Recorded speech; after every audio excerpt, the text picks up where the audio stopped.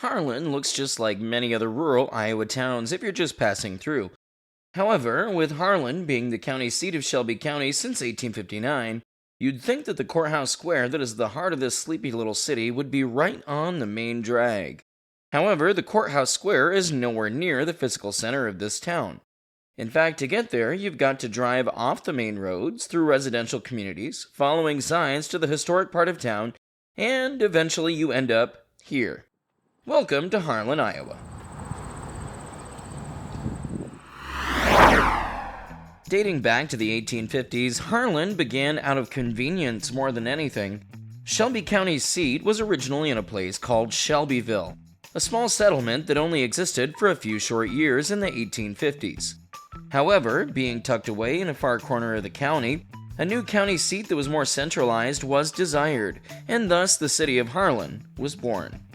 The courthouse was designed to be the heart of the city, which makes sense, since the courthouse is one of the main reasons that this city exists at all. This wasn't created as a railroad town, or a river town, or some sort of industrial town. This was a town created around local law, governance, and trade. Harlan is named after James Harlan, a senator from Iowa, and a member of President Andrew Jackson's cabinet. The courthouse, standing in Harlan City Square today, was built in 1892 and is on the National Register of Historic Places. Made of sandstone, this structure is quite regal and imposing still today. Originally, a bell tower rose above the courthouse, but the iron and wood tower was deemed too heavy for the structure of the building and was removed only 7 years after the courthouse was built. In 1916, a soldier's monument was added to the site, and in 1992, a POW MIA monument was erected as well. As the area grew, development in Harlan continued west and south of the courthouse, leaving the central square nowhere near the physical center of the city. Today, the central square is actually in the northeast corner of the city, with only a handful of developed city blocks north and east of it, including the Shelby County Fairgrounds and a sports fields complex to the north.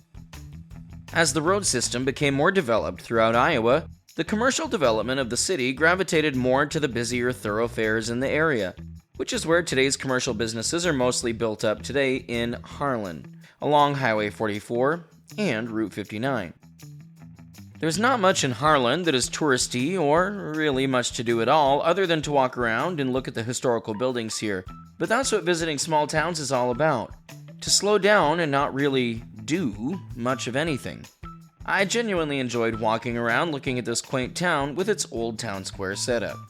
There is a museum here in town, the Shelby County Historical Museum, which has multiple buildings, including a few pioneer cabins, a Native American history building, and a main exhibits building that includes a military exhibit hall and other displays on local history.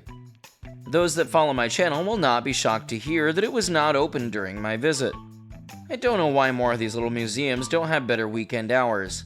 That's when many people are usually available to actually go visit them. Oh well. Whether you're just passing through the area and looking for a stop for lunch like I was, or if you're looking to get yourself lost in a place that is truly still a part of historic small-town America, Harlan might be the spot. The people were friendly, the offerings were adequate, and there is a historic district that feels like a textbook example of what an Iowa Prairie's small town looks like. We'll see you next time somewhere else down the road.